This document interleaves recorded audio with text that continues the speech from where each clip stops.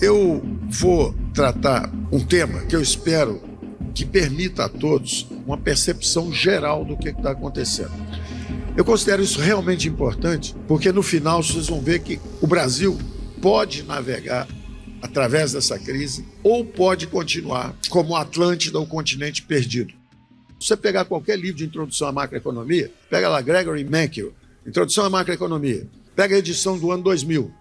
Os últimos 100 anos, quais os países que mais cresceram no mundo? Em primeiro lugar, Brasil. De 1900 até 2000, a maior economia do mundo. O Brasil trazia gente do mundo inteiro, crescia 7,3%, 7,2%, 7%. Recessão era 3,5% de crescimento. E todo imigrante que chegava já montava uma pequena indústria têxtil, já montava uma fábrica de café, já fazia sua fazenda, sua pequena propriedade. Então, o Brasil, quando não tinha Ministério de Planejamento, crescia muito mais do que todo mundo que tinha planejamento. Depois criou o Ministério de Planejamento, começou a ter hiperinflação, moratória externa, crescimento baixo, corrupção, estagnação econômica. Tem algo errado no modelo econômico brasileiro.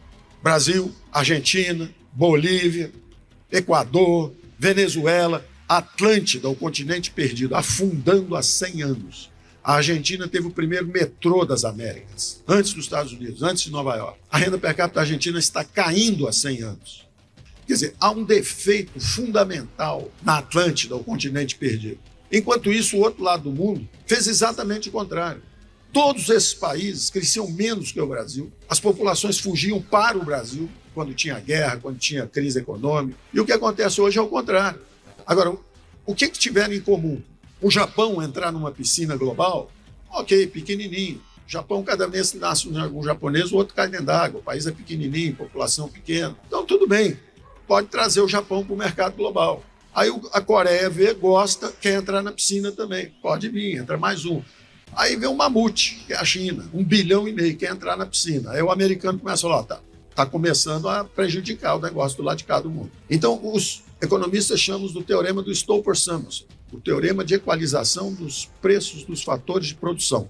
A história do mundo nos últimos 80, 90 anos é de um sucesso extraordinário. Quem estiver olhando de outro planeta, nunca tanta gente saiu da miséria. Só que isso pressionou o lado de cá do mundo. Quer dizer, 1,5 bilhão de chineses entraram na piscina dos mercados globais. Então, esse papo de que o socialismo como doutrina econômica, fome, miséria, caminho da pobreza. Esse é o fato econômico. O resto é papo. As economias de mercado tiraram o mundo da miséria. E estão fazendo isso há milênios. Primeiro é no Sumério. Se você pegar o Código de Hammurabi, tem lá dados básicos de propriedade privada. Ovelhas, cabritos, camelos, quem tem tanto. Se você pegar os libaneses, hoje, na época eram os fenícios, rodava aquele Oriente Médio todo, rodava aquele Mediterrâneo todo lá. Foi a primeira grande globalização. É uma história de inclusão, é um algoritmo de cooperação humana. É incontornável, é irreversível. Um dia um sujeito ofereceu uma pele de cabrito para o outro disse que não, pediu 2, e aí eles fizeram a primeira troca voluntária. Isso está acontecendo há milênios. Todos esses impérios subiram e desceram em cima de comércio. Atenas era cosmopolita, perdeu a guerra para Esparta, que era militarista. O mundo retrocedeu.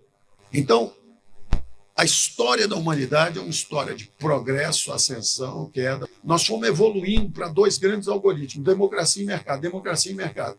E aí você entende o que acontece agora, o que está acontecendo. Depois desse longo ciclo de globalização, que foi a reconstrução do mundo no pós-guerra, e praticamente engoliu o mundo inteiro nessa grande engrenagem, houve uma festa, um baile funk, foi até 2, 3 da manhã, o mundo inteiro participou dessa festa por 60, 70, 80 anos. E o Brasil estava na clínica de recuperação, junto com os hermanos argentinos, venezuelanos, está todo mundo na clínica de recuperação. Quando nós voltamos da clínica de recuperação, que é agora, são 4 horas da manhã, está todo mundo bêbado, começou um tiroteio no baile funk, a polícia chegou e está prendendo todo mundo. Essa é a situação atual do mundo. Mas vocês vão conseguir encaixar cada peça. Por exemplo, o que é a guerra Rússia e Ucrânia? Quem foi o grande perdedor dessa grande ordem econômica global que se formou, que enriqueceu o mundo inteiro? A própria Rússia mergulhou, era uma viúva do socialismo, mergulhou, botou um imposto de renda de 15%, E o Gerard Depardieu, milionário ator francês, foi morar na Rússia, se naturalizou russo. Quer dizer, então a Rússia acaba com o papinho de socialismo como doutrina econômica. A Rússia mergulhou no capitalismo de Estado. A China mergulhou no capitalismo de Estado. É um país inovador, é um país competitivo. Peguem o livro publicado por um prêmio Nobel de Economia, Ronald Coase, Como a China se tornou capitalista. São duas Chinas, uma China implodindo devagar, símbolo Pequim, constrói uma cidade inteira, a cidade fica vazia, tem mato, cachorro andando para um lado e para o outro, uma opção de empresa estatal dando prejuízo, setor bancário quebrado. E tem a outra China, dinâmica, tecnológica, fazendo portos no mundo inteiro, infraestrutura de comunicação, rota da seda. Essa é a China que cresceu e o símbolo é Xangai, subindo. E o saldo era altamente positivo. Baile funk, 4 horas da manhã, tiro para todo lado, a China está parando também, os investimentos estão caindo. A China não é essa maravilha, você só não escuta o som, porque se reclamar muito, o sujeito desaparece. Então, o que está em crise não é a economia de mercado. Foi o grande vencedor do último século, foi o capitalismo, que integrou o mundo inteiro e que tem um tênis Nike feito em Vietnã, que a química de materiais é desenhada na Alemanha, o design é feito na Itália, o couro vem do Brasil, você só monta em Vietnã. E para trazer aquilo do Brasil são 30 centavos de dólar, R$1,50.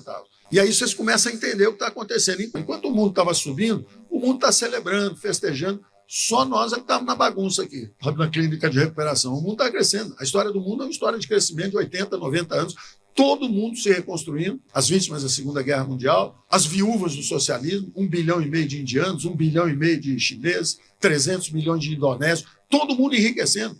Visita o Vietnã, visita o Afeganistão, os caras estão achando petróleo, Azerbaijão, Uzbequistão, todo mundo furando poço, achando petróleo, comercializando, está todo mundo saindo da miséria. De repente, começa a guerra comercial dos Estados Unidos e China. Tem um elefante querendo entrar na piscina de criança. Começou a pressionar os salários no Ocidente. A classe média começa a se sentir abandonada. Os salários não sobem na França, os salários não sobem na Grécia, os salários não sobem na Itália, os salários não sobem nos Estados Unidos. A Bolsa sobe, como é um país capitalista, todo mundo tem dinheiro na Bolsa, todo mundo está feliz. Na hora que a Bolsa acaba, para a música. Então, bastou a Bolsa cair 1 ou 2 vezes, foi pânico no Ocidente. Então, o Teorema de Stolper-Samuels diz isso. O Toyota custava $10 mil. Quando eu era jovem, o sonho de jovens era ter carro. E carro americano era que todo mundo achava bonito. Era Cadillac, Oldsmobile, Rabo de Peixe, Mustang. Era só carro bonito, marca americana. Sumiu esse negócio. Acabou. O preço dos carros americanos é 60, 70, 80 mil dólares. O carro japonês era $10 mil. Esse é o teorema de equalização dos fatores de produção, dos preços dos fatores. Os carros começam a subir, começa o comércio global, começa a cair o preço do carro americano, várias indústrias começam a fechar, perder empregos industriais, a desindustrialização do Ocidente, a inundação de bens industriais que vem da China. Quer dizer, e na China, na Coreia, no Japão, os preços começam a subir, os salários começam a subir, o bem-estar. E isso em toda a cadeia produtiva. No sul do Brasil, lá no Vale dos Sinos, todo mundo fazendo sapato, calçado, bolsa, começa a fechar, os próprios empresários gaúchos começam a levar as fábricas para a China e começam a exportar o sapato para cá de volta. Enquanto isso, nós botando IPI, ICMS, imposto, fazendo o contrário de tudo que eles estão fazendo. Eles mergulham nos mercados globais, nós fechamos nossa economia. Eles não têm impostos, sindicatos, previdência social, nada disso. Nós com impostos, encargo trabalhista, tudo. Então, é o caminho da miséria. Eles entenderam e começaram a aprender e subir. E o Ocidente, ao contrário, gato gordo. Quer se aposentar aos 14 anos de idade, quer ganhar 18 salários, trabalhando 3 dias por semana. Então, o Ocidente começou a sentir pressão dessa competição global. O capitalismo é um sistema que gosta de equalizar, de dar oportunidade para quem quer trabalhar mais, quem quer estar disposto ao sacrifício. E o Ocidente começou a ficar em desconforto. E aí você começa a entender tudo. Os conservadores falam, para essa onda de imigração, estão prejudicando nossos empregos. E são conservadores falando, vamos parar as imigrações. Ora, o mundo era um mundo cada vez mais liberal, indo em direção à prosperidade para toda a espécie, um mundo só, tudo integrado, sem fronteiras, um ritmo de progresso alucinante. De repente, você começa um recuo. Por quê? Porque a receita socialista, enquanto eles adotaram a receita capitalista do lado de lá como vítimas do socialismo, como doutrina econômica, nós fizemos exatamente o contrário. A nossa afluência, a nossa riqueza, entre aspas, do Ocidente, começou a dar mau exemplo. E, particularmente, a Atlântida, o continente perdido, que não é da variante anglo-saxônica. Ele é da variante continental, Europa continental, Europa ibérica, que era justamente onde o capitalismo tinha penetrado menos. Então, nós tentamos virar um estado do bem social antes de enriquecer. O país é pobre e já quis viver como vivem os gregos, os franceses. Você vê que até os gregos andaram enfrentando problema, né? Porque aposentadoria aos 7 anos de idade também aí já é demais, né? Então, os caras estavam meio folgados demais, tomaram um chacoalha lá e tiveram que se reenquadrar. Mas é importante entender isso, porque aí você entende o quadro inteiro. Quadro inteiro. O Ocidente procurando desesperadamente a direita. Alguém tem que salvar os nossos empregos. Alguém tem que abrir a economia de novo. Alguém tem que reduzir a arbitrariedade do governo nos negócios. Alguém tem que reduzir os impostos. Alguém tem que mudar esse modelo econômico. E a democracia começa a balançar. Radical, radical. Não, radical é você que fechou o país. Radical é você que botou os impostos em 30%. Radical é você que está permitindo invasão de terra. Radical. E aí começa a barulheira a subir. Nós vivemos essa barulheira. Nós estávamos lá, o desempenho econômico do governo sendo melhor do que os lados de fora, caímos menos do que eles, voltamos mais rápido do que eles, tivemos inflação mais baixa do que eles, e a barulheira aqui não parava. Então é importante entender isso. Então, simples entender uma onda de direita varrendo o mundo, ganhando em toda parte, eu disse. Ganha na Hungria, extrema-direita na Hungria, ganha na Polônia, ganha na Itália, ganhou na Itália, ganhou na França, ganhou em Portugal, ganhou na Nova Zelândia, ganhou na França, ganhou nos Estados Unidos. Você vê que a onda está vindo. Ganhou no Uruguai, ganhou no Paraguai, ganhou na Argentina. Está acontecendo. Então você entende o que é. O Ocidente está em transe, o Ocidente está em crise porque o socialismo, a penetração das teses socialistas, substituição de importações, impostos, governo é que é o driver do crescimento, é o governo que vai trazer o crescimento, não deu certo. Nós afundamos 100 anos. E o outro lado do mundo, a Ásia, fez exatamente o contrário. Abraçou o modelo ocidental e foi com tudo, o negócio subindo. Bom, encaixamos um pouco desse desconforto e do que está acontecendo agora. E, não para tão cedo, tá? Sabe que hora que vai parar? Quando a China virar para o irmãozinho, que é a Rússia, e falar assim, se comporta porque eu não estou conseguindo namorar mais ninguém no bairro. Você está fazendo uma bagunça tão grande, está atrapalhando os meus negócios. Porque o maior comerciante do mundo hoje é a China. É o capitalismo mais agressivo do mundo hoje. Salário baixo, subsídio, é um negócio de doido. Além da eficiência natural, porque os caras trabalham muito, tem custo barato, 1,5 bilhão de pessoas querendo se integrar aos mercados globais. Então, é importante entender isso, porque senão fica parecendo que é uma desordem, que o mundo vai acabar. Não vai acabar. O mundo estava indo em altíssima velocidade, só que a política não estava preparada para tratar disso. A política vem depois do povo. Da mesma forma que são os estados, é o mais Brasil e menos Brasília, são os estados que estão agindo, e quanto mais recursos eles tiverem, mais a ação está próxima do povo. Uma federação feita de baixo para cima, como era os Estados Unidos, 13 colônias, cada um com os seus próprios recursos, suas escolas, seus hospitais, seus exércitos, suas constituições. De repente se revoltam contra os impostos inconstitucionais dos ingleses. Está escrito na Constituição inglesa, no taxation without representation. Como é que você tributa, ousa tributar nossas colônias, se você nem nos deixa ter representação e votar no orçamento? É como se fossem os governadores falando, vem cá, que negócio é esse de você fazer essa reforma aí que puxa o dinheiro todo lá para cima, se eu é que fui eleito aqui embaixo, eu é que estou com o povo perto de mim. Só que o Brasil foi feito de cima para baixo, foi ao contrário. O rei, as capitanias hereditárias, os amigos do rei, até hoje o Estado não chegou no povo. Como é que o Estado pode chegar no povo? Falar, aqui ninguém vai de terra, aqui a vida humana está preservada, bandido que mude de Estado, só que ele vai para o Estado ao lado, continua no Brasil rodando. Por isso que a direita está também. Se você observar a composição do parlamento, você vai ver que a centro-direita está hoje dominante no Congresso brasileiro. Ela é bem maior do que era 4, 5, 6 anos atrás. Então tem que entender o fenômeno. A democracia é um algoritmo de decisão política descentralizada que tem séculos, milênios, 2,5 milênios já, desde Péricles, que foi o auge do mundo grego. Você tem que apostar nesse sistema, não tem outro. É esse mesmo, é o que o Churchill dizia.